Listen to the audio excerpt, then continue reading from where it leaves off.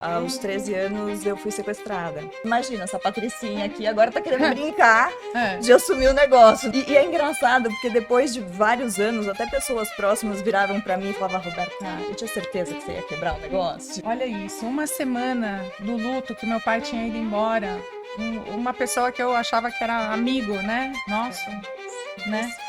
Virou pra mim assim, do nada. Então, como é que você tá? Tudo bem? A gente vai passar essa fase e tal. Quando vocês vão vender o negócio?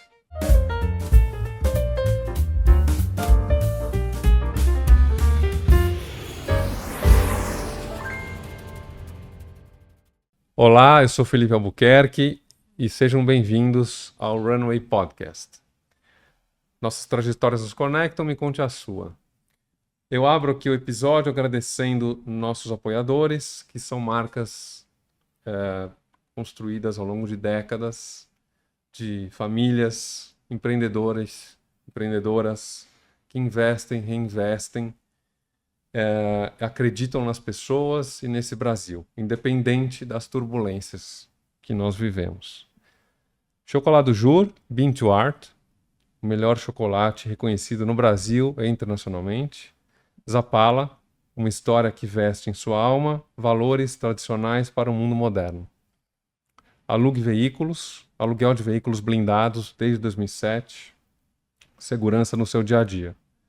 Dry Wash, criando oportunidades que respeitam a natureza. E aqui tem uma condição especial da Dry Wash, 40% de desconto na película anti-vandalismo. Tem um QR Code que vai subir na tela, escaneia e não perde essa oportunidade de colocar uma película anti-vandalismo e ficar tranquilo nos semáforos de São Paulo. A gente também tem uma colaboração com o Instituto Brasil Solidário, que há mais de 25 anos leva educação para todos os municípios desse Brasil. E uma colaboração, que é uma novidade, com Despertando Violetas, que é uma iniciativa que fala sobre música, arte e conscientização contra a violência à mulher, com um olhar sensível e transformador. Também o QR Code vai subir, vocês podem conhecer mais sobre esses projetos. Agradeço, por último, aqui a realização com o ecossistema Empathy e com a Comp Digital, a minha agência de mídia. Bom, hoje é o primeiro episódio que eu estou gravando em 2026 e eu tenho a alegria, a honra de ter aqui comigo convidadas que demorou um pouquinho para conseguir conciliar agendas, afinal uma sai lá da Bela Vista, a outra de Osasco, no estaleiro. Muito bem-vindas, Roberta Ramalho, CEO da Intermarine, e Tatiana Bassi, sócia proprietária do Templo da Carne Marcos Bassi.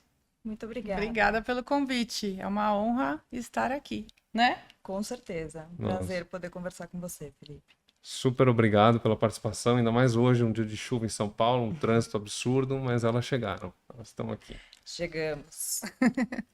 E eu faço aqui um agradecimento para o Michel Bogli, meu amigo, que nos fez a ponte com a Amanda, assessora da Tatiana.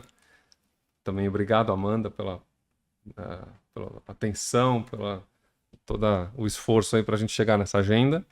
E agradeço a Tânia Ortega, do Tudo a Bordo, que também fez a ponte para chegar na Roberta, na assessora dela, a Margarete, que também atenciosamente viabilizou essa agenda. Então, sou super grato. Eu tenho aqui, meninas, uma pauta. Eu vou consumir uns minutinhos aqui para contar um pouquinho por que esse episódio para mim é tão relevante. São duas marcas icônicas nos mercados nos quais elas atuam. Eu acho que ambas as marcas têm uma questão de vínculo afetivo com o público que atende. A gente está falando de churrasco e barco. São dois negócios que brilham os olhos de todos que têm oportunidade de chegar perto. E eu tenho uma história bacana, eu tenho certeza que muitas pessoas também que viveram nesse litoral do nosso Brasil, que é um litoral tão lindo, eu tive a oportunidade de, desde pequeno, frequentar um pedaço do litoral que é a Baía de Ilha Grande, né, em Angra dos Reis. A gente chegou lá na década de 80. O hotel ainda era o Hotel do Frade, da família Borges. A gente ainda comprava sorvete com um colarzinho colorido que colocava no pescoço. E aquele colarzinho ele ia sendo consumido. No final do feriado, das férias, acabava. Não tinha cartão de crédito. Então, acabou. E a gente passeava na Ilha Grande numa traineira de um pescador. E a traineira, acho que já tem um simbolismo aqui. Traineira chamada Pai Amigo. Então, para essas duas meninas que estão aqui conosco, que perderam seus pais e deram sequência a um legado, uma história tão bonita, né? Tão bacana. Ao longo dos anos, a gente, depois de passear de traineira, meus pais compraram um barquinho, uma lanchinha de 18 pés de sociedade com os amigos. Meu pai, Chico, fez engenharia naval, politécnico, e junto com um grupo de politécnicos a gente navegava junto, e o programa acabava onde? Na churrasqueira. Olha, que demais. No barco. No barco. Na churrasqueira. Não tinha, não. O churrasco naquele tempo era no terraço da casa. Tá. Porque os barcos não tinham uma churrasqueira. E você imagina, lembra aquela churrasqueira para colocar carvão? Era uma caixa preta que você... Um tambor. Sim. Que você montava ela. A gente tentou fazer uma vez na praia. E depois, para levar o negócio quente, sujo de carvão, de volta para casa. Não dava. Não tinha condição. Então, os churrascos acabavam no terraço da casa de um deles. E o que eu me lembro é o astro do churrasco, a picanha estacionada ali na grelha, a gente cortando aquelas mini linguicinhas defumadas da Bassi. Uhum. E essa é a memória que eu tenho afetiva e realmente eu tenho certeza que muitos brasileiros e muita gente que veio visitar o Brasil tem essa memória tão boa. Maravilhoso isso. Maravilhoso. Maravilhoso. Você estava falando das contas, né? Uhum. Ao redor do nosso pescoço, será que o pessoal vai entender a idade que a gente já chegou, a experiência que a gente já tem? Porque hoje em dia não existe mais em nenhum resort. Esse colar que a gente comprava, que eu também muitas vezes usei. Sabe onde é que eu usava isso? Em Barra Bonita. Uhum. Também tinha um hotel em Barra Bonita, só que ali era tudo azul marinho. Era azul marinho, contas azul marinho ou verde. A verde era mais barata, a azul valia mais. Isso, tinha as cores. Entendeu? E aí, quando acabava aquele colar, meu pai falava assim, agora chega. Se você gastou mais do que devia, o problema é seu. Vai ficar sem o sorvete. Bem lembrado. Isso aí. Contas. Acabou. Acabou. Não tem cartão de crédito. Exatamente. E com certeza a educação financeira era muito começava melhor por ali, exatamente. Do que com o cartão de crédito. Exatamente, começava por ali, pelas contas do colar. Foi muito legal você ter lembrado isso. Eu sou bom de lembrar alguns detalhes, assim, às vezes meus amigos, minha família me perguntam, pô, Felipe, você tem uma memória boa? Como que era aquilo? Eu São lembro. coisas que te marcaram, Marcaram. Na verdade, você está resgatando uma geração aí. É um resgate da nossa geração. A gente deve ter a mesma idade, não vamos falar. Deixa quieto. Eu vou falar. A gente vai chegar lá. A gente vai chegar lá. Essa linha, é verdade. Bom, enquanto a gente vai navegando aqui fora do canal, a três nós, tranquilos, eu vou contar a linha do tempo das minhas convidadas, da Tatiana e da Roberta. E depois a gente entra para elas contarem elas mesmas essa trajetória tão bacana aí que ambas seguiram até aqui. Então, em 74, São Paulo, Marcos Bassi e Rosa Maria comemoram o nascimento de Tatiana Bassi. 2 anos depois, chega sua irmã Fabiana. Enquanto isso, Dirceu Fontoura, do Biotônico, inaugurava um estaleiro com um grupo de amigos, entre eles Gilberto Ramalho. Em 78, nasce a Central Frigorífica de Carnes Nobres Bassi, na rua 13 de Maio. Coração do Bexiga. Depois, simplesmente, Carnes Bassi. Em 84, Gilberto Ramalho assume 100% do estaleiro Intermarinho. Em 93, navegamos por 10 anos. Nasce Roberta Ramalho, filha do segundo casamento de Gilberto com Marisa. Roberta batizada no mar, a bordo de uma Intermarinho. Enquanto Tatiana estuda marketing, Roberta navega no litoral de São Paulo, entre litoral e interior. Acho que eu pulei uma parte aqui, desculpa. 93. Não, é isso mesmo. A Tatiana estuda marketing em UCLA, Califórnia. Eu estudei marketing e na verdade, eu fiz administração com ênfase em marketing. Aí fiz mais 2 anos de marketing. Ah, ok. Mais alguns anos, 2009, Gilberto e sua mulher Marisa, Roberta e uma amiga sofrem um acidente num voo de retorno do litoral para São Paulo. O helicóptero sofre uma pane, quase aterrissando, e cai. Marisa e Roberta, sua amiga, sofrem lesões e, infelizmente, Gilberto, com 66 anos, não resiste e vem a falecer. Tempos difíceis para a família. Roberta, tão jovem, se recupera do acidente e do trauma de perder o pai. Roberta conclui o ensino médio e ingressa na Universidade de Economia na PUC, em São Paulo. Estamos em 2013. Marcos Bassi, no auge da trajetória Templo da Carne, já tinha sido diagnosticado com câncer. E apesar dos tratamentos, infelizmente, vem a falecer com 64 anos. Desculpa te interromper na linha Por do tempo, favor. mas eu sei que a vida é um conjunto aí de acontecimentos e as nossas histórias até nas datas batem muito. Meu pai faleceu, como o Felipe falou, num acidente em 2009 e a minha irmã em 2013 de câncer. Então eu sei a luta que é também esses 2 tipos diferentes de despedida, né? Um acidente que não te dá a oportunidade de despedir e, por outro lado, uma despedida longa e difícil, dolorida para todo mundo. Mas a gente tá Foi aqui. em 2013 também. Sim, mas a gente tá aqui. Que maravilha. E quando eu comecei a colocar essa linha do tempo, eu falei, nossa, as histórias super se entrelaçam. São muito complementares. Muito engraçado. E 2 meninas, né? 2 meninas. 2 meninas, mais a Roberta. A Roberta é quase 10 anos a menos que eu. Então, só completando aqui a linha do tempo, em 2013... Marcos Bassi, no auge da trajetória, vem a falecer com 64 anos. Isso. Tatiana assume a gestão do Templo da Carne e todo o legado de Marcos Bassi. Em 2015, 2 anos depois, Roberta Ramalho, recém-formada, 22 anos, assume o cargo de comandante do estaleiro Intermarine. E eu tenho lenços aqui para você. Porque mulher usa maquiagem e a gente não quer ficar borrada, né? Isso, muito obrigada. Eu li um livro de uma história interessante, uma história verídica. E o escritor coloca: se você quer chorar, simplesmente chore. Fica sim. tranquilo. You wanna cry, cry. Não é questão da gente chorar.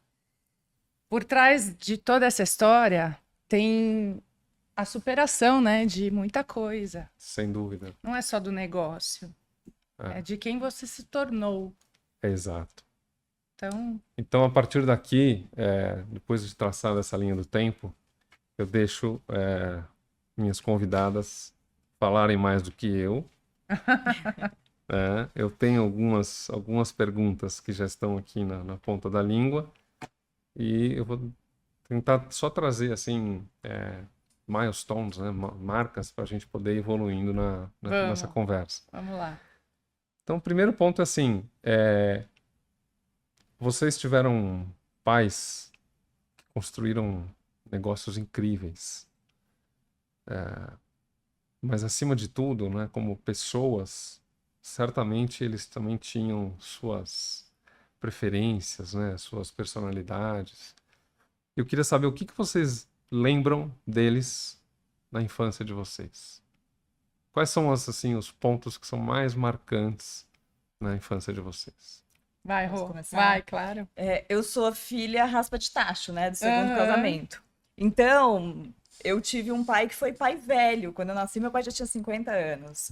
Ele tem uma jornada incrível. Ele começou do zero, ele era supervisionário. Então, ele saiu de engraxate a trabalhar com a grande paixão dele, que era os barcos. Mas nessa trajetória também, foram muitos anos de muito trabalho, muita dedicação. Ele chegou a ter restaurante, trabalhar com fábrica de rolha, trazia coisas de bebê e construiu a Hércules, que era uma fábrica de carrinhos de bebês, e trouxe para o Brasil. Então ele teve uma jornada também de muita dedicação. Então as minhas irmãs não tiveram um pai tão presente como eu tive. Eu já nasci nessa geração Intermarine, que era ele trabalhando e construindo um mercado que era o que ele amava, era a paixão dele. Você trouxe na linha do tempo, ele era um dos amigos do Fontoura, que quando alguém falou, vou construir um barco, ele falou, tô dentro.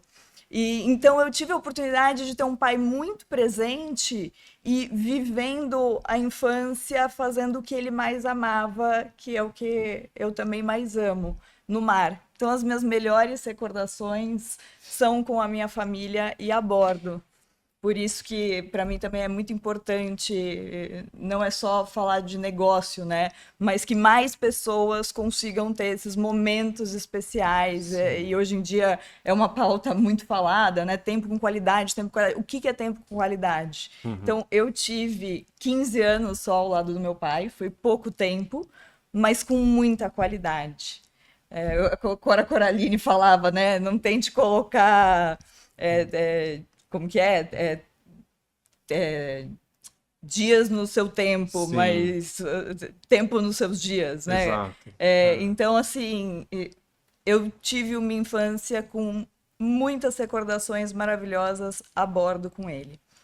E um pai, como eu falei, muito mais presente. Ao mesmo tempo, eu tive o privilégio, foi uma grande faculdade, e pelo pouco que eu conheço da tua história, Tatiana, eu sei que você também teve, de conviver com um pai que trabalhava com o que ama e participar desse estilo de vida, né?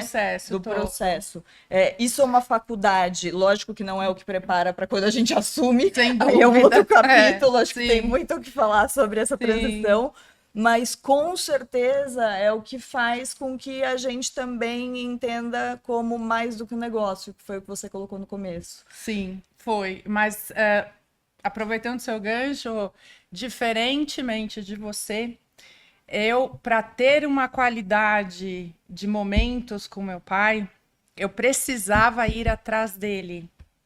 Então, o começo da nossa história é muito diferente. Meu pai teve só minha mãe como esposa, casou uma vez só, por mais de 25 anos.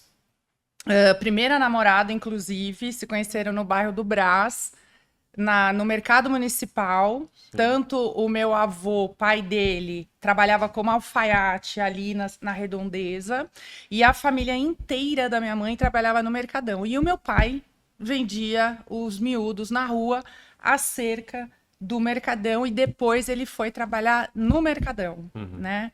E aí começou toda essa história que a gente já conhece.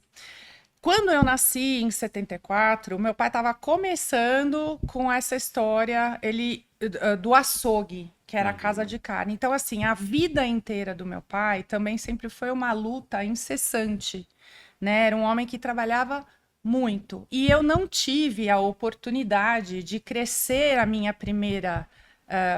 meus primeiros anos ao lado dele, né? Então, as madrugadas que ele chegava, as manhãs muito cedo que ele saía, eu não tive o privilégio de ter o meu pai presente. A minha mãe era a pessoa que ficava comigo e com a minha irmã o tempo inteiro. Quando eu passei a ter um pouquinho mais de idade, vamos dizer 10 anos, eu comecei a entender que para ficar perto dele, eu tinha que ir atrás dele. E aí você fala assim para mim, nossa, Tati, mas você é apaixonada por churrasco, você é apaixonada por carne, pelo seu restaurante, pelo mercado, né, bovino e etc e tal. Não, eu nunca fui.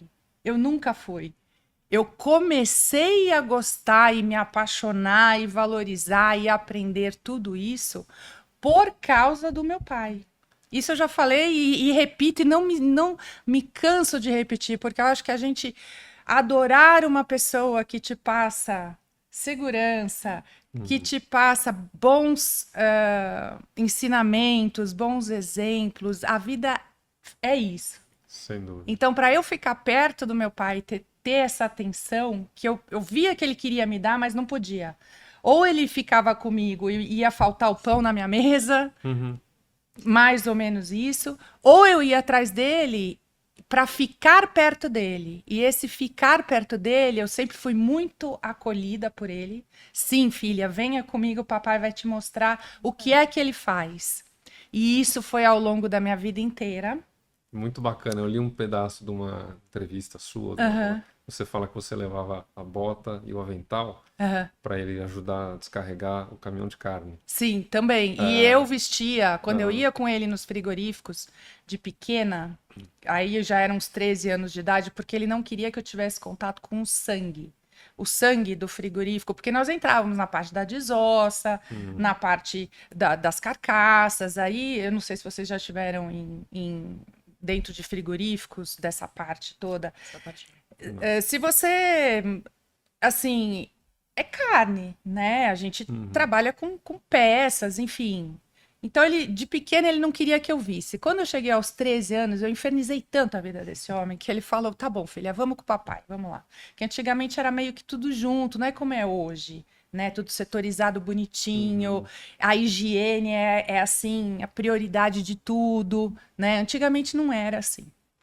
E eu lembro que desde sempre, para você entrar em qualquer frigorífico, você tem que usar o uniforme que o frigorífico te disponibiliza por conta da higiene. É a bota do frigorífico, é o avental do frigorífico, porque ele tem a certeza de que aquilo foi esterilizado direito, né? O número menor da bota era 37, só que eu tinha 13 anos e eu calçava acho que 30, 33. E eu não queria nem saber, eu punha a bota 37, o avental que ficava um palmo assim para fora do meu braço, mas eu tava do lado do meu pai. Eu tava do lado dele. Que legal. Tava atrás dele. E vocês lembram, tem alguma memória do tipo, o que eles gostavam como pessoas que têm um gosto tão grande pelo que eles fazem? Às vezes é 100% do que eles gostam de fazer, ler, os interesses estão relacionados a isso. Sim. Né? Seja na carne, no barco. Sim. Mas tinha alguma coisa diferente assim que eles gostavam? Talvez assistir um filme de comédia, gostava de música. Que tipo de gosto que eles tinham? Meu pai gostava. O meu pai não teve estudo. Uhum. Meu pai estudou até a 4ª série, 4º ano primário. Ele sabia ler e escrever malemar. Que ele falava assim, eu sei falar, eu sei escrever malemar. Minha filha eu vou mandar para os Estados Unidos para estudar. Graças a Deus eu tive esse privilégio. E aí, ele, também não vou falar a minha idade, mas na época tinha aquele programa do National Geographic. Sim. Sobre os animais, sobre os planetas. Ele colecionava aquilo. E ele assistia videocassete. Tinha todas as fitas, depois começou a passar na televisão, ele assistia tudo, porque ele precisava se informar do que ele gostava. Sim, claro. Então era National Geographic que ele assistia. Bacana. E você, Roberta? Da minha infância, o mar sempre esteve muito presente. A gente sempre viveu o barco.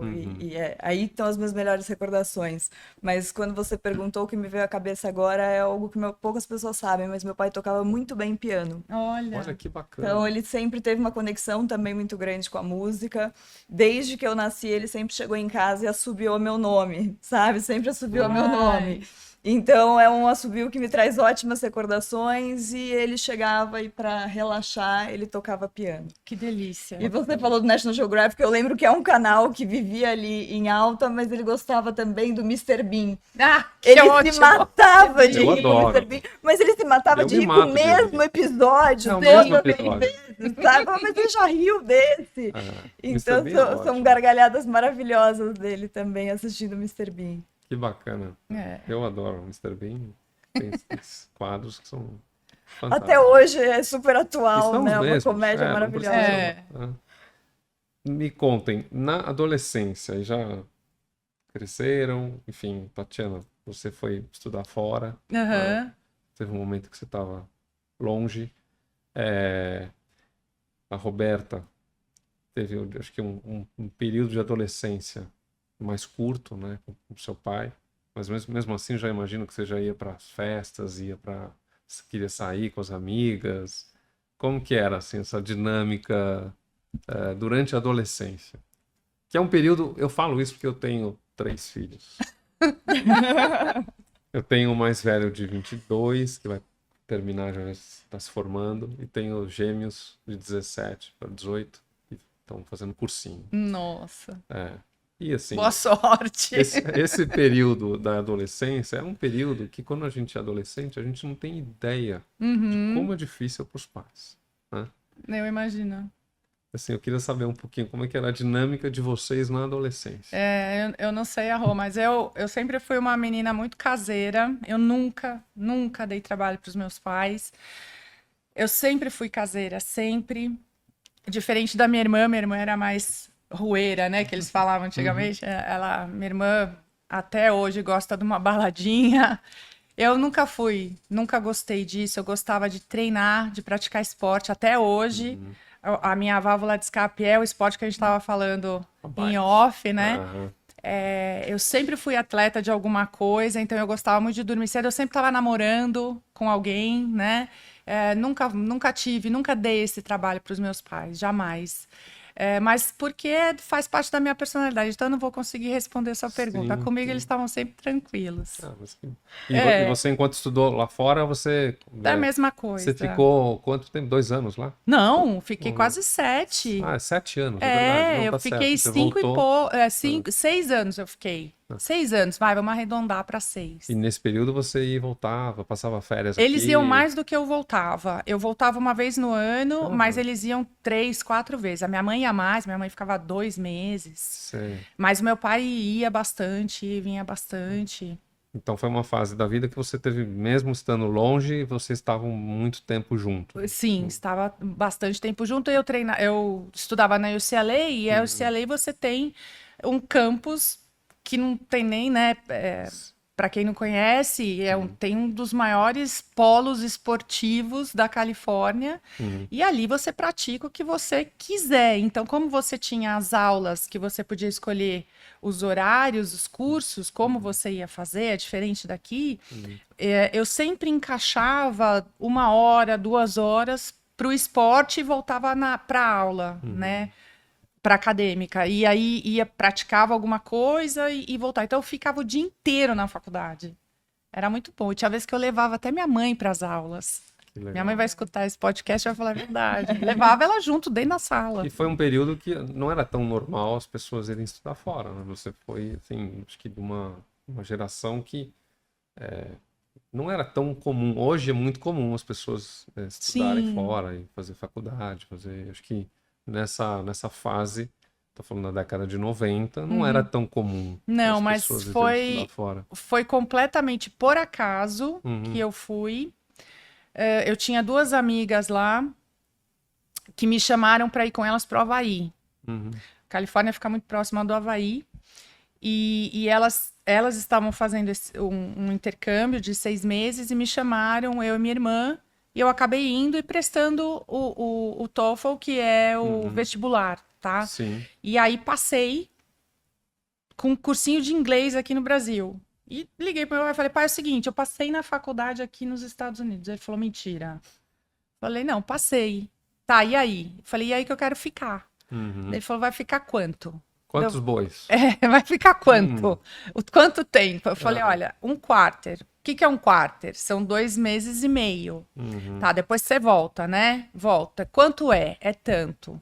São 2 meses e meio e você volta. Combinado? Combinado. Tá bom. Aí fiz o tal do quarter, que na época era um extension, que era um curso preparatório para eu poder, né? Eu precisava disso. E aí, quando eu falei, pai, passei e eu tô a fim de ficar aqui. Daí ele falou, então peraí que eu tô indo pra aí agora.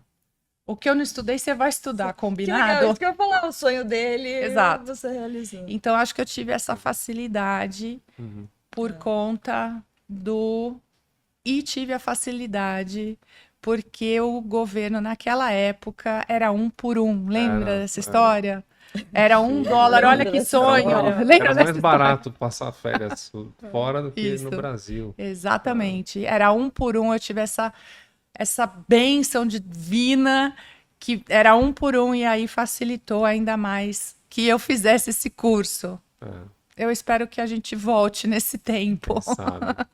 E você, Roberta, me conta, como é que foi a sua fase adolescente? A minha adolescência foi um pouco mais curta por conta dos danos da vida, mas o esporte também permeou muito e eu, desde os 13 anos, monto, eu saltava, eu fazia hipismo e é um esporte também que demanda muita dedicação e une muito a família, porque as provas são aos finais de semana, acabava até concorrendo um pouco com o barco numa época, e eu passei a levar isso muito a sério. Então, dos 13 até a época do acidente, que eu tinha 15 anos, eu montava querendo uma carreira profissional, indo para fora. Depois eu acabei diminuindo, virou hobby, hoje eu já parei.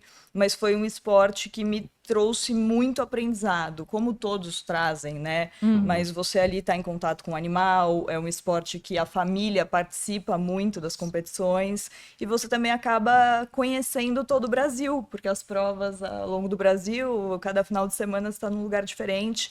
Então, eu sempre fui muito focada nas coisas que eu realmente gostava e saltar a cavalo sempre foi uma delas. Bacana. Então, acho que para ambas o esporte, de alguma forma, ajudou na etapa seguinte, né, no capítulo seguinte, que foi, vamos dizer, entrar de cabeça nos negócios e poder fazer uma gestão dos negócios que vocês assumiram. Eu, diferente da Tatiana, eu tinha esse plano de estudar fora, não consegui concluir exatamente pelos acontecimentos da vida. Então, eu tinha 15 anos no acidente, eu e minha mãe, a gente também estava no helicóptero. Sim. Então, a gente passou por um período de cirurgias, recuperação física, né, não só emocional, que demandou ali um tempo maior para que a gente pudesse voltar e assumir os negócios. E quando você toma essa decisão, e sempre eu quis dar continuidade à Intermarine, era até uma briga assim muito grande, porque eu muito nova queria trabalhar e meu pai, não, vai estudar, vai montar, vai fazer o que você gosta, calma que vai chegar a tua hora. E eu queria desde muito pequena estar mais próxima dele com essa vertente negócios, não a vertente lifestyle, que era a nossa vida mesmo. E ele sempre me segurou e me direcionava mais para o esporte e para os estudos. E a própria vida acabou fazendo com que eu conseguisse o que eu queria. Eu, bem nova, entrei na empresa, eu assumi a Intermarine, eu tinha 18 anos. Meu Deus. Nossa. Então, encurta muito o período e são escolhas que a gente tem que fazer, né? A partir do momento que você escolhe uma coisa, você está abrindo mão de outras. Não me arrependo. Você fala, mas se arrepende? Não me arrependo em momento algum desse encurtamento de juventude. Acho que a gente acaba aprendendo e amadurecendo e encontrando prazer em outros campos da vida, né? E eu também tive uma característica, aos 13 anos eu fui sequestrada. Nossa, então, Roberta, essa eu não sabia. Essa não estava na linha do tempo. Não. Eu conto em poucos lugares, não tenho problema nenhum em falar sobre isso, mas eu fiquei 10 dias em cativeiro. Sozinha? Só você? Sozinha, sim. E meu pai, junto com a equipe anti-sequestro, que foi uma equipe incrível aqui, que auxiliou toda a minha família do começo ao fim, foi o meu grande herói, porque ele que orquestrou todo o resgate. Isso você tinha que idade? Eu tinha 13 anos. Meu Deus, é uma criança. Eu tinha 13 anos. Então, também são acontecimentos que fazem você amadurecer muito mais rápido. Eu sempre brinco que a gente acaba amadurecendo com os danos, né? Não com os anos na vida. Sim, com certeza. Acaba ficando um pouco relativo. Mas foram acontecimentos que, com certeza, marcaram minha adolescência de uma forma diferente. Sim. Então, foi um outro tipo de amadurecimento, né? Cidade dos teus filhos. Sim. Eu, com 22, já estava à frente da Intermarine há 4 anos, já tinha passado esse grande desafio, que para mim, pelo menos, foi você amar um negócio, conhecer um negócio, crescer dentro do negócio, é completamente diferente do que você tomar frente e assumir um negócio. Sem dúvida. E imagino que, assim como eu, uma mulher no mercado muito masculino, eu estava dentro de uma indústria, né? Sim, continua. Com mais de 500 funcionários. Sim, continua, não é que mudou. Com 18 anos, menina, herdeira, filha do dono. Sim, sim. Né? Aí que eu ia chegar nesse ponto. E eu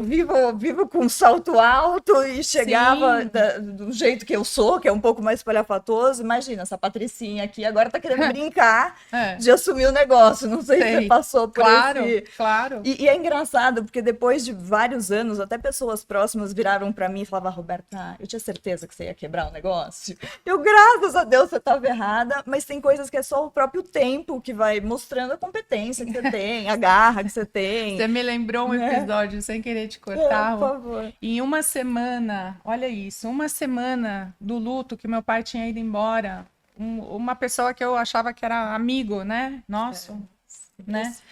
Virou pra mim assim, do nada. Tava até na academia, no clube. Chegou pra mim e falou assim, então, como é que você tá? Tudo bem? Né? A gente vai passar essa fase e tal. Quando vocês vão vender o negócio? Olha, eu tenho comprador. A primeira hipótese, né? Que as pessoas que estão ali em volta... E pior, assim, a partir do momento que você não se coloca a favor disso, fala, não, isso é a história da minha vida, é o que eu quero continuar, é o legado que eu vou dar continuidade, não tenho interesse. Mas quem falou pra você que eu vou vender? É quase isso, né? Mas não é o que eu tava planejando. Aí fica uma torcida, às vezes, até meio contra, assim, sabe? Mas peraí, ela acha mesmo que ela vai dar continuidade nisso? É isso aí. E claro, ninguém está 100% preparada para assumir uma cadeira dessa. Claro que não. Por mais que você tenha estudado, por mais que você tenha se preparado por mais tempo. Eu, com 18 anos, uma equipe incrível que meu pai deixou. Acho que o maior legado que ele deixou foram os colaboradores. Os colaboradores e amigos e pessoas que até hoje, imagina, meu pai faleceu em 2009. Até hoje aparece, quando eu mais preciso, alguém me devolvendo um favor que ele um dia na vida fez. Então, quando eu falo o legado do meu pai foi esse. O que ele fez para os outros, que até hoje eu colho com muita gratidão e honra. Mas é claro que quando eu assumi com 18 anos, não estava nem um pouco preparada. Ninguém com essa idade. E acho que por mais quem se prepara na hora do vamos ver... Na hora do baque, né? E assim como o teu pai, o meu construiu um negócio. Ele comprou uma empresa com 20 funcionários. E quando ele foi embora, ele não tinha se preparado para ir. Então, ele deixou uma empresa com mais de 500 funcionários que cresceu muito rápido. E acho que como a maior parte das empresas familiares no Brasil, de forma meio desorganizada... O crescimento, ele não é, ele é orgânico, né? Ele não é um crescimento super estruturado. Tem horas que não dá para você frear, você tem que acompanhar. E ele vai, e aí você tem que ir correndo atrás e moldando aquilo para dar certo. E quem construiu tem uma facilidade muito grande de equilibrar todos esses pratos. Claro, porque ele conhece todos os cantos. Tudo, né? Ele que transformou aquilo naquela grandiosidade. Então, quando você senta num lugar que você não está ainda preparado, porque você não conhece, e tem que dar continuidade a uma forma de gestão que o fundador lá atrás, de muitos anos, construiu, tem um desafio muito grande. E aí eu até quero te ouvir, porque há pouco tempo isso, um grande amigo do meu pai, conversando comigo, falou para mim uma frase que me marcou muito, que ele falou, nossa, você conseguiu superar o fardo de ser filha do seu pai. E aquilo me pegou de uma forma estranha, sabe? E eu falei, fardo? Como fardo? Para mim é uma honra enorme.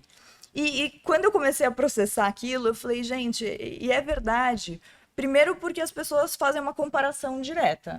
Né? Nossa Senhora! Comparações assimétricas. Nossa Senhora! Totalmente muito. descabidas. Até hoje, aliás. E acho que isso também é um pouco natural do nosso modelo de sucesso. Existe uma competição muito grande no mundo corporativo e, naturalmente, as pessoas acham que por ser filha de, você tem que agir como. Exatamente. Até hoje, aliás, né?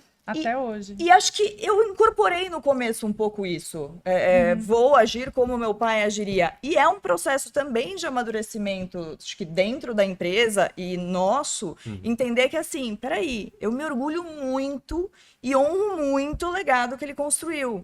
Mas eu, como filha dele, vou continuar do Você meu tem a jeito. sua identidade, claro. Então, essas comparações também, quando esse amigo falou, mas você conseguiu carregar o fardo de ser filha do teu pai, eu entendi, eu falei, nossa, é verdade, eu nunca enxerguei como fardo. Mas é um desafio a mais quando você está dentro de uma empresa que o fundador é teu pai e existe uma comparação direta. Sem querer, vocês acabaram navegando, eu adoro isso, quando os convidados acabam conversando e acabam até... Ai, meu Deus, antecipamos a eu não preciso nem... Não, eu acho ótimo, porque vocês realmente entraram naturalmente no tema, que é esse tema da transição de vocês assumirem negócios que têm uma essência muito masculina, tanto no É um mercado masculino. estaleiro quanto no churrasco.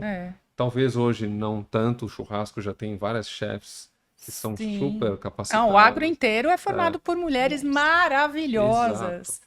Mas é masculino, continua. Mas tem um quê masculino. Sim. E vocês assumiram isso e estão tocando com maestria. Então, realmente tem um mérito enorme o que vocês Mas fizeram. isso que a Roberta estava falando, para a gente emendar, para eu emendar o que você estava comentando, que eu concordo, número, gênero e grau. Para mim, não chegaram diretamente nesse ponto do fardo, etc., mas eu vou voltar na parte dos colaboradores, que você disse que foi bastante ajudada por essas pessoas que seu pai formou.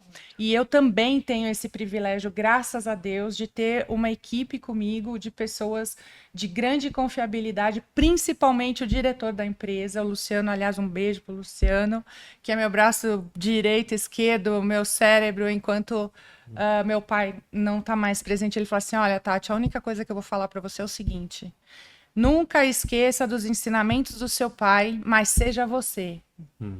E aquilo, eu até me emociono, entrou assim como uma luva. Porque realmente tudo que eu aprendi, tudo que eu sei, tudo que eu faço, foi com o meu pai. Primeiro porque eu concordo com ele, eu concordo com o que ele me ensinou. Eu acho que realmente o certo é aquilo ali que eu aprendi. Porque tem muitos filhos, né, que acabam entrando nas empresas familiares e fazendo completamente o oposto daquilo que o pai fez, né? E aprenderam da mesma forma que nós aprendemos. Então, essas pessoas não concordam com aquilo que o pai estava fazendo, gerindo, ensinando, enfim. Eu concordo com tudo que o meu pai fez. Então, talvez por isso eu tenha conseguido dar essa grande continuidade ao legado que ele deixou. Então, o fato de nós conseguirmos manter o legado como ensinamento aprendido, mas da nossa forma, com a nossa cara, isso surpreende demais as pessoas e o mercado. Porque, de novo, a gente está no track certo. Porque meu pai dizia assim: filha, o arroz e feijão está pronto. O resto, os acompanhamentos, é você quem vai fazer, né? Do seu jeito. Então, não tem como dar errado. Muito bacana. E aí, puxando até a frase da Roberta, né? O amanhã é aquilo que você quiser. Que seu pai também colocava para você, né? É aquilo que você... nossa, amanhã será aquilo que você quiser. É isso. E é essa questão de você, lógico, pautada nesses valores, no que eu também tive o privilégio de ter tanto um pai quanto uma mãe que me educaram de uma forma muito saudável, com muito amor. Minha mãe até hoje é uma maior fortaleza. Eu estava até conversando para o Felipe, ele falou: tua mãe não trabalha dentro da empresa? Falei: ela não trabalha de forma direta, mas ela sempre foi a mão invisível que fez tudo dar certo e acontecer lá dentro, né? Então, isso, claro, traz um suporte muito grande, mas quando você tem esse desejo e essa certeza do que você vai construir, podem te falar o que for. Tá muito claro para você aquele trajeto que não vai ser uma linha reta, mas você sabe o norte. Você sabe onde você quer chegar. A minha mãe nunca trabalhou in loco com ele, mas ela trabalha in loco comigo. Ela trabalha comigo. Que legal. E gosta de carne bem passada. Não, é a minha irmã. A sua irmã é a minha irmã. Gosta de carne bem passada. A minha mãe não. A minha mãe, graças a Deus, ela tá certinha na É história. um ponto para menos. Ponto menos. E reclama quando passa do ponto ou vem mal passada. Minha mãe sabe direitinho. Minha mãe trabalha em loco comigo. Agora, a minha irmã, ela gosta de sola de sapato. Aí sabe o que eu falo? Que o churrasco é extremamente democrático, que o importante é ela comer a carne, independente do ponto que ela gosta. Participar da conversa. É isso aí. Certo. Bacana. E aí você colocou também o ponto o churrasco é super democrático.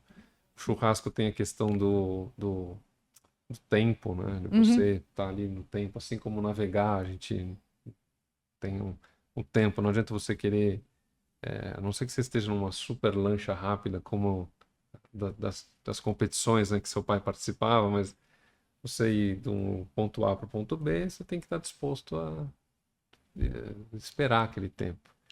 Esperar, escutar, né, que também acho que é um ponto que você colocou, em uma das suas conversas, como é Sim. importante a gente prestar atenção em quem está à nossa volta, Em tudo. escutar, e como isso ajudou vocês a perpetuar esse legado.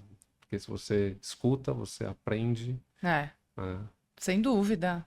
Escutar velho ditado: 2 olhos, 2 orelhas e uma boca, né?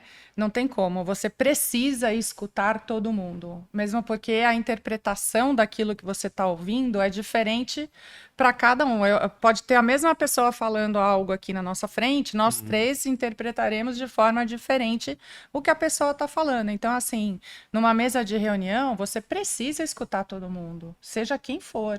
Não, né? e melhor se eles não tiverem a mesma opinião, né? Porque Melhor. se todo mundo concorda com tudo, claro, você sai de lá da mesma forma que você entrou. Saudavelmente, isso precisa. Então, escutar sempre, né? Pontuar.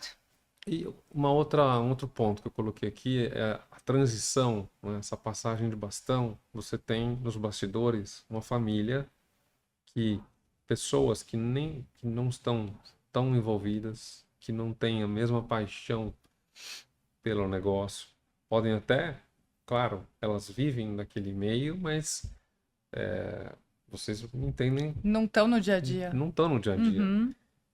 Como que foi para vocês essa parte? Porque é uma parte importante, né? Quem não está participando no dia a dia, estão apoiando ou estão questionando toda a transparência que você tem que dar quando você está assumindo uma empresa que tinha um dono. Se vocês puderem compartilhar um pouquinho. Porque você tem mais... Você tem irmãos, homens? Não, somos em 4 mulheres. Tá. Agora 3, né? Porque minha irmã faleceu em 2013. Mas éramos em 4 mulheres. E as 3 do primeiro casamento do meu pai. Como eu falei, esse primeiro casamento, ele estava num outro momento de vida. E quando as minhas irmãs eram novas, a parte que elas conviveram foi muito com a Hércules, a fábrica de carrinho de bebê. Então, elas continuaram nesse mercado de produtos infantis aqui no Brasil. Elas tinham as lojas da Hércules, depois elas abriram o leque e continuaram trabalhando nesse segmento. Eu que vim na geração náutica, mar, barcos, Intermarine. E sempre fui eu que me interessei pelos negócios. E quando eu, com 18 anos, fui assumir a empresa, principalmente a minha mãe, mas também todas as minhas irmãs me apoiaram muito. Isso é muito importante, esse processo. Então, eu sempre tive o apoio delas. Hoje, elas não fazem mais parte do negócio, mas no momento que eu precisei de apoio e autonomia, elas me deram. Não, isso é maravilhoso. Eu também, em casa, sou só eu e uma irmã mais nova, Fabiana, que graças a Deus também é uma pessoa que confia bastante no meu trabalho. Ela mesma fala: não, Tati, vai lá, faz, porque eu não tenho a menor vocação para fazer isso que você faz, eu confio no que você tiver escolhendo. Me conta o que é e que a gente segue, claro. E a minha mãe, a mesma coisa, porque todo mundo diz que eu sou o Bassi de peruca, né? As pessoas, os meus colaboradores, não, a Dona Tati, porque é Dona Tati. A Dona Tati é o seu Bassi de peruca, né? O seu Bassi de saia. Então, para mim é um orgulho ser comparado ao meu pai. Eu acho isso o máximo. Aí eu só falo, só um pouquinho mais bonitinha, né? Mas tudo bem. E a minha mãe e a minha irmã, só tem uma irmã. Elas confiam bastante no meu trabalho, elas participam, mas sou eu que encabeço e tomo as... Mas isso é algo que eu, quando tenho oportunidade de recomendar, recomendo que as famílias façam um trabalho de sucessão. Já existe, né, uma conscientização muito maior em relação a essas transições de geração. Como eu falei, meu pai foi um acidente, foi do dia para a noite, ele não estava esperando. E com certeza, se ele tivesse se organizado para isso, teria sido muito mais fácil em vários sentidos. Então, acho que, pelo visto, você também tem irmãs com perfis diferentes, então não conflitou dentro desta cadeira e ocupando esse espaço, mas em muitas famílias eu tenho certeza que é uma questão muito difícil. Muito eu acho que nós sensível, somos a exceção. Então, do trabalho de sucessão, de educação, de criar regras, até entender cada pessoa da família, o perfil, ter uma governança clara. Para o negócio e para a família dentro do negócio. Principalmente quando são mais pessoas, né? Principalmente quando já está, às vezes, na terceira geração, né? Nós somos a direta aí, mas quando começa a crescer aí a família, acho que é importantíssimo, sim, investir e começar a na ter sucessão atenção familiar. na sucessão familiar. E é difícil, porque como os nossos pais foram fundadores, no caso do meu pai não, porque foi a família Fontoura, mas ele que fez o negócio crescer, ele que pela maior parte do tempo, né, construiu a Intermarine, eu acho que teria sido difícil para ele pensar e planejar um trabalho de sucessão. Nossa. Então, quando é a primeira geração ainda que está no negócio, eu imagino como é delicado esse tema, mas sem dúvida é necessário. Passando pelo que eu passei, acredito que você teve experiências parecidas, o trabalho de sucessão teria, sim, ajudado muito nessa transição e continuidade. E você teve a sorte e também seu pai estava cercado de pessoas super, vamos dizer, que gostam do negócio e te abraçaram e te permitiram você step in, né, dar o passo para... Com certeza, mas aí tá outro desafio Uhum. também, né? É muito difícil, e olhando para trás agora eu consigo diagnosticar de uma forma clara e fácil. Olhando mas para trás olhando para trás é tão simples, né? As coisas, quando perguntam, que conselho você teria dado para você de 10 anos? Eu não teria escutado o conselho que eu daria hoje para mim de 10 anos atrás. Você fez o melhor que você pôde naquela época. Tem que bater a cabeça para estar pronta e madura para entender. Mas também tem muita gente que você tem que aprender a filtrar. E é um momento muito difícil, porque são pessoas todas que conhecem, não quer dizer que ela está dando conselhos ruins por mal. Às vezes, por bem, ela está te dando conselhos que não é o melhor para você. Então, também você tem que ter aí poucos e bons, mas sabendo diagnosticar quem são e colocando cada um na sua devida prateleira. E é um desafio muito grande, porque quando você está num momento difícil, com muita gente querendo ajudar, saber filtrar a ajuda é também um grande desafio, né? Exatamente, eu passei por isso também algumas vezes. Você entender, geralmente, a maioria das vezes, não é por mal aquele conselho ou aquele direcionamento que te foi dado, mas não é o que vai fazer você avançar no objetivo que você traçou. Né? É isso que você falou, e você saber, tirando essas pessoas que fizeram parte da gestão da vida ou da operação no qual o seu pai comandava e que hoje não cabe mais no perfil que você vai atuar, mas sempre de uma maneira muito responsável, né, e uma maneira muito madura, porque aquelas pessoas, em determinado momento, foram muito importantes para aquele período quando seu pai estava e que agora não funciona mais, né? Então, isso eu passei bastante por isso. E aí você fica confusa, né? Eu tô sendo injusta? E na verdade não é isso, é que essa pessoa ela já não fit mais, ela não cabe mais nessa forma que você vai adotar para continuar gerindo o legado, né? É isso aí. As nuvens mudaram de lugar, né? É isso aí. Não é mais o mesmo cenário. Não é mais o mesmo cenário. Muito legal, muito bacana. E você, ambas também trabalham em setores, aí a gente tem um ponto, acho que deve ser super desafiador para vocês, que é a questão de formação de mão de obra.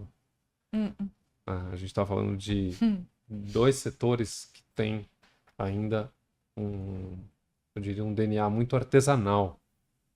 Você montar um barco, você montar uma casa em cima de um casco de fibra. Né? E você cortar o boi da forma certa, as peças corretas também demanda. Sim. Como que vocês estão enxergando isso? Que tipo de... tanto a Intermarine quanto a Templo da Carne, como é que vocês formam esses times para poder entrar e contribuir com o negócio? Tá muito, muito difícil a mão de obra de 3, 4 anos para cá tá impossível, né, a gente qualificar uma mão de obra porque as pessoas não querem mais esse compromisso de aprender a função que eles precisam cumprir. Então, por exemplo, no Templo da Carne, garçom, as pessoas não querem mais trabalhar de domingo, né? Eu tenho o meu RH, às vezes eu tenho reunião com o RH, eu chamo o departamento, eu falo, gente, isso aqui está desfalcado, isso aqui a gente precisa cobrir, e aí, o que a gente está fazendo?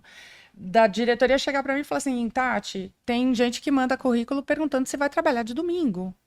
Então, quer dizer, você não pode ser garçom se você não vai trabalhar de domingo, correto? Para que você se inscreveu nessa vaga?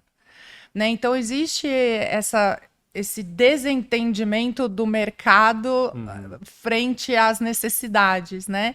Tá muito, muito, muito difícil. Os que eu não sei como reverter esse quadro.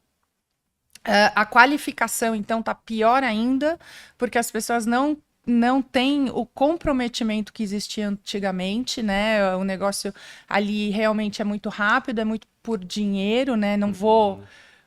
não tô julgando ninguém, só tô expondo São uma fatos. situação real, né? Porque a pessoa consegue aquela vaga por tanto. Daí, se o vizinho oferece R$ 50 a mais, que for 50, ele vai embora, ele não tem comprometimento com a empresa, né? Então, isso realmente está muito complicado.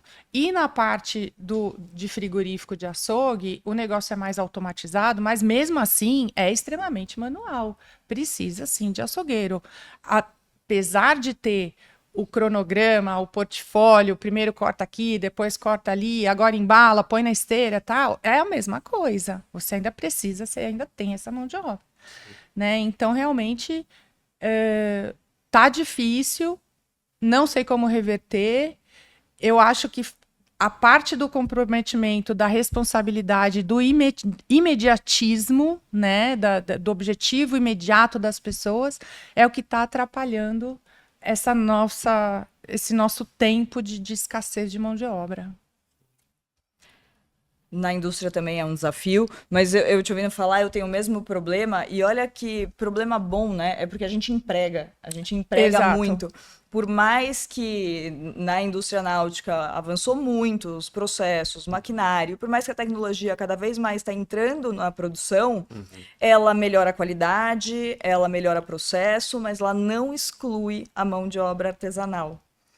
E essa mão de obra artesanal, ainda mais na Intermarine, que é um estaleiro muito verticalizado, então a gente tem 6 fábricas dentro da planta, a marcenaria, a hidráulica, a elétrica, é tudo feito dentro do estaleiro. E tudo customizado. E tudo Cada customizado. projeto é um projeto. Primeiro que minha mão de obra impacta 100% na qualidade do produto final. E segundo, o que eu preciso ali de verdadeiros artesões. E eu não tenho formação técnica para isso. Então, nós somos a nossa própria escola. Dentro da fábrica, da produção, a gente tem até a 3ª geração trabalhando. Que acaba sendo, sim, algo que passa de pai para filho numa questão cultural, diferente dessa reclamação que a Tatiana está trazendo aqui para a mesa, que é as pessoas não querem mais investir a longo e médio e longo prazo, né? São muito imediatistas. Isso. Então, ali dentro eu tenho um pouco dessa cultura de tradição, mas nós formamos os nossos profissionais. E o tempo de formação, dependendo da posição, é muito extenso. Então, é um investimento que você está fazendo na pessoa e sim, correndo um risco que ele mude de ideia depois que terminou ali o processo de formação. Mas aí é aquela história, é melhor você correr o risco da pessoa ir embora. E vamos estar capacitando gente. Acho que capacitar gente para o mundo é sempre algo positivo. Sim. Não deixa de ser um desafio enorme, mas é sempre positivo. Então, a solução dentro da Intermarine que a gente trabalha é sermos a própria escola e o capacitador. Mas assim, lá dentro sem querer te cortar, na nossa empresa também a gente tem essa capacitação total. Inclusive, eu participo desse processo muitas vezes, mas realmente existe um desinteresse do serviço que a gente está ofertando, do serviço que precisa ser coberto por alguém. As pessoas não querem mais aquilo ali, trabalhar dentro da cozinha, não querem mais a parte do prato, porque tudo bem, você tem uma lava-louça gigantesca que vai esterilizar todo o prato, todo o talher, todo o copo que vai fazer o serviço. Mas eu preciso de alguém que ponha esse talher, esse garfo, esse prato lá. E essa pessoa... Tem aquele processo pré, né? De dar a limpada de geral. Isso. Na louça que você essa pessoa não quer mais, né? Não existe mais essa pessoa para esse serviço. Mesmo que você pague bem e tenha um plano de carreira dentro da empresa. Eu gosto muito de escutar o mestre gastronômico. do Gabriel Carvalho, da Manu, adoro. Sim. Eles convidam os chefs. Sim, sensacional. Aliás, se eles quiserem me convidar também. Não, eu acho aquele programa fantástico, porque Sim. restaurante é um desafio. Nossa, incrível, diário. E eles falam muito, batem muito nesse martelo da mão de obra, né? Da dificuldade. E vários chefs contam a trajetória deles. Começaram lavando prato. Claro! Não importa, na Europa, não sei aonde. É lá que Na entra. Ásia, começa pelo balcão de lavar os pratos. Porque ele precisa ver o movimento daquela retaguarda. Né? Ele precisa ver o que acontece lá dentro. Cortando legumes, sei lá, é o básico. Exatamente, né? é o básico. Começa pelo básico. Né? Então não há mais esse interesse. Né? E aí é muito assim, quanto que eu vou ganhar? Então, a pessoa que entra já na entrevista perguntando quanto ela vai ganhar, claro, todo mundo come porque comprou o alimento, todo mundo precisa de dinheiro, é óbvio, isso é óbvio. Mas eu não sei se eu estou conseguindo me expressar direito. Precisa de um interesse maior, né? Não visando, eu vou começar lavando prato e vou ficar lavando prato a minha vida inteira. Não é isso. Isso é o primeiro, né? Geralmente quem trabalha na retaguarda são as pessoas menos experientes, mas se ela não passar por aquele processo menor, ela não vai conseguir subir com uma experiência boa para outras coisas, né? Sim. Então não existe mais essa paciência, né? Que acho que é o mal do tempo, né? Em todos os sentidos. As pessoas querem chegar num lugar sem percorrer o trajeto para chegar lá. Que é o que acontece muitas vezes, as pessoas olham. Eu imagino que você também escuta esses comentários. Não, mas você chegou porque... Você era filha do dono. Mas e os 13 anos que a gente tá ralando, aprendendo, tropeçando, se machucando e lutando para seguir em frente? Sim. Então é muito fácil ver uma fotografia quando a pessoa não assistiu o filme que vem antes daquela fotografia, né?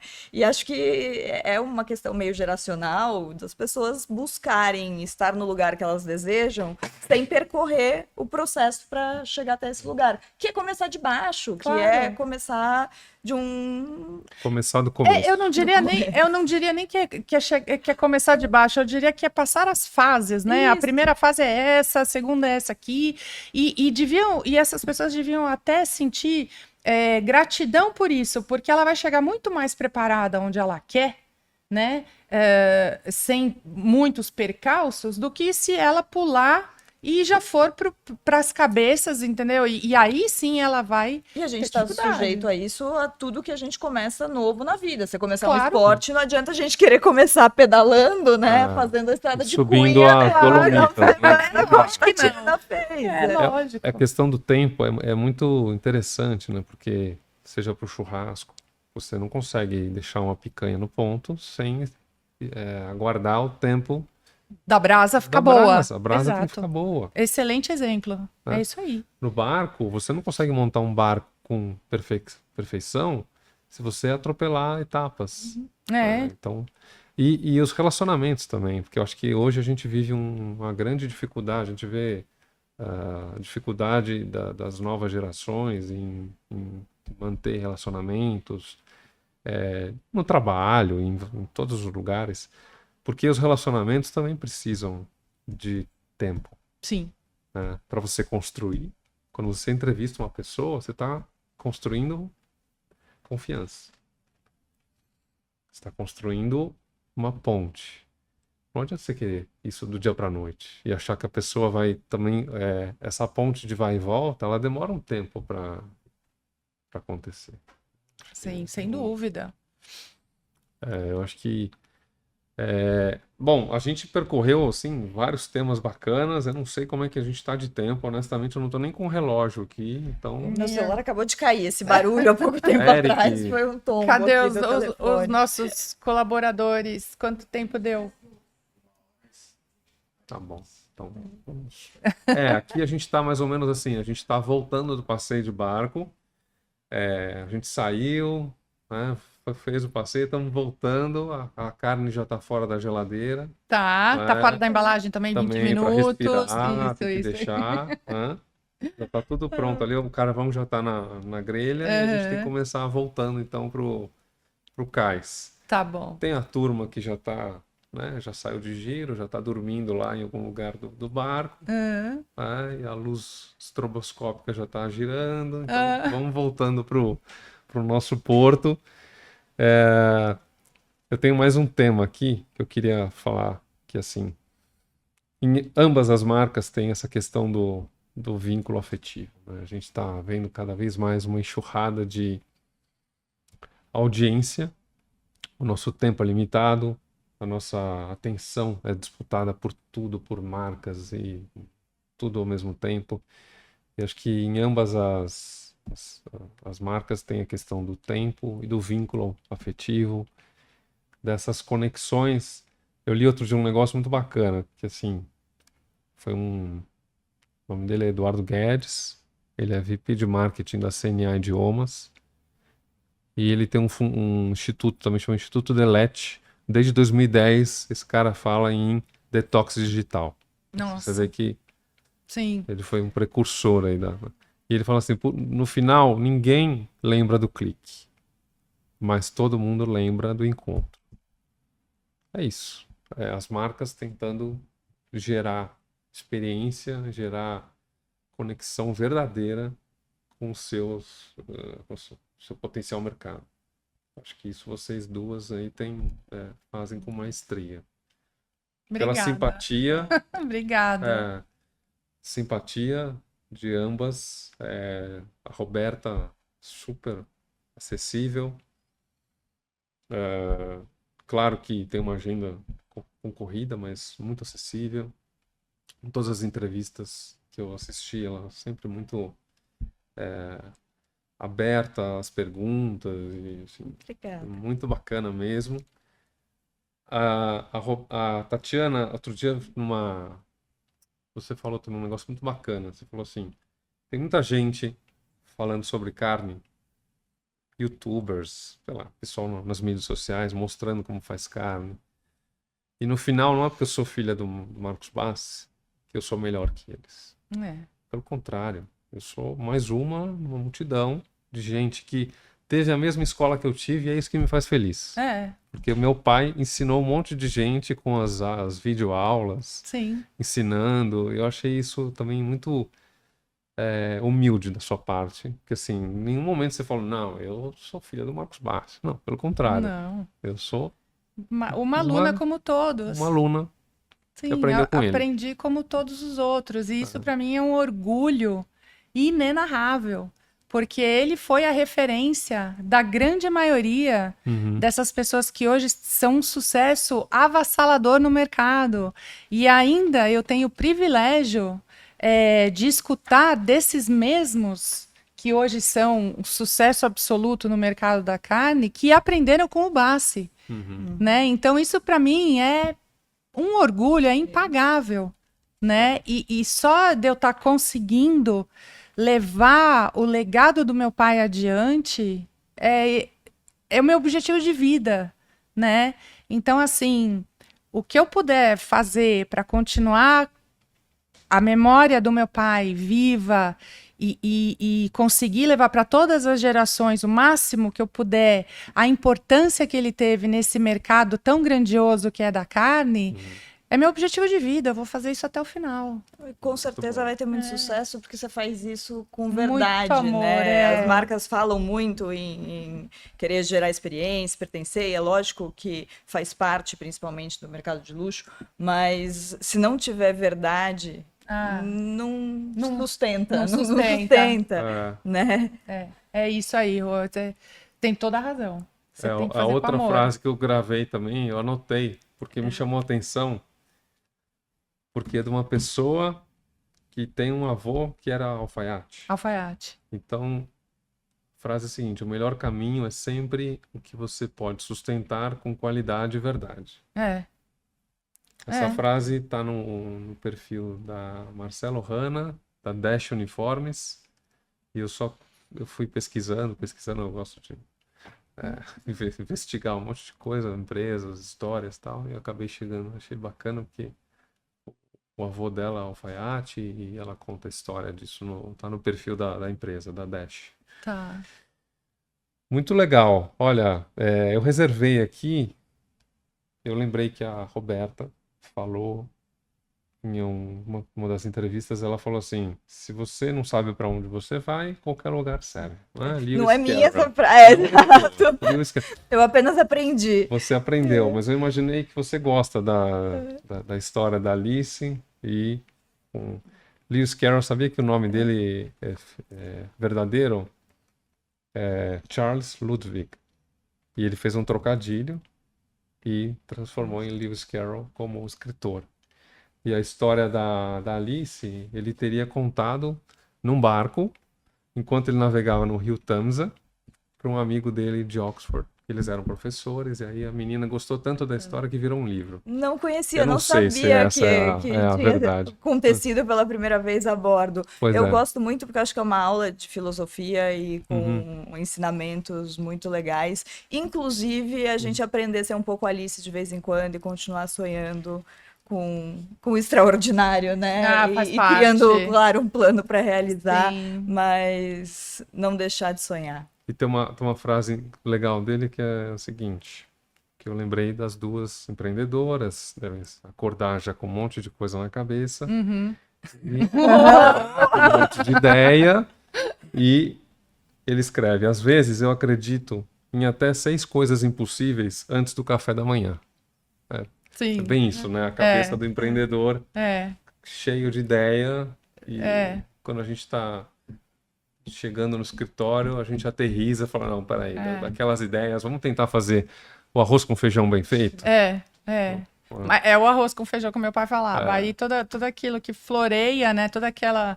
A batatinha frita, o ovo, a banana frita, a gente vai pontuando e pondo adiante aquilo que dá, e aquilo que não dá também tira e volta o disco de novo, né? E volta e vamos embora. E é legal porque é isso que vai literalmente recheando, porque às vezes o arroz com feijão muita gente faz, mas quem que faz um acompanhamento como você faz, com amor, com carinho, e cria esse ecossistema que coloca a pessoa dentro daquilo que você quer que ela viva, né? Que ela experiencie de verdade. Por isso que a verdade com certeza está dentro do pilar do sucesso.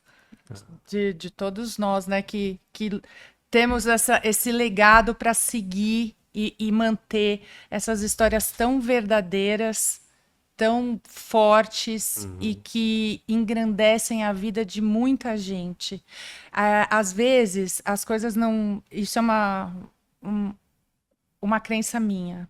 Às vezes, você é só a válvula que alguém está usando para passar o recado para um bem maior.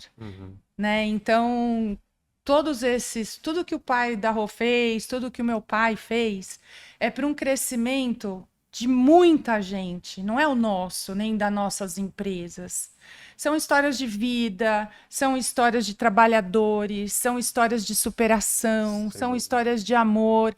Então, é um aprendizado num geral, e que, por algum motivo, nós nascemos naquele lugar, naquelas pessoas, e que faz com que a gente passe todo esse conhecimento, esse recado adiante. Eu acredito muito nisso. E sou grata por isso. Muito legal. Eric, me ajuda com as sacolinhas, por favor. Presentes para as nossas convidadas, presentes dos nossos apoiadores.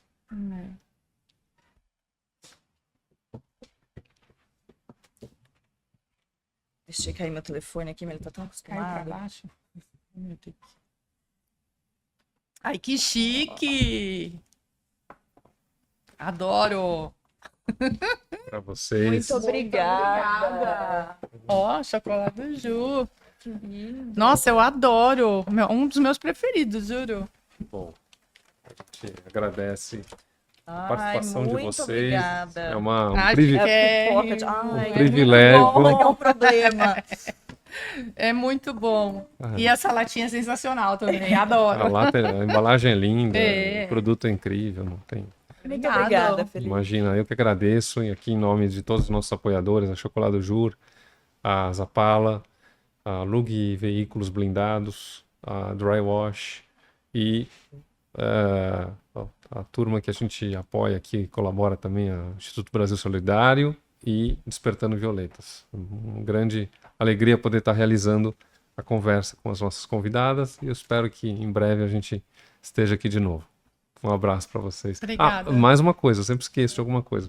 Redes sociais, onde que... Rede social, a minha é Tati Bassi, que eu ensino bastante coisa bacana e gostosa. E tem a do restaurante Templo da Carne, Marcos Bassi. E tem das carnes também, que é só Bassi, sadia.bassi, que é lá do pessoal da MBRF, que tem feito um trabalho excepcional com essa marca Bassi. Que bom. E Templo da Carne é o restaurante e Tati Bassi é o meu. O do Intermarine, tá fácil. E o meu é Rô Ramalho. Uso pouco ainda, vou aprender com o seu e começar a profissionalizar também este canal. Bacana. Então a próxima conversa a gente vai marcar na Praça de Popa de uma Intermarine fazendo churrasco. Que delícia! Eu quero, eu vou cobrar. Bacana. Obrigado, nossas trajetórias nos conectam. Um abraço para vocês.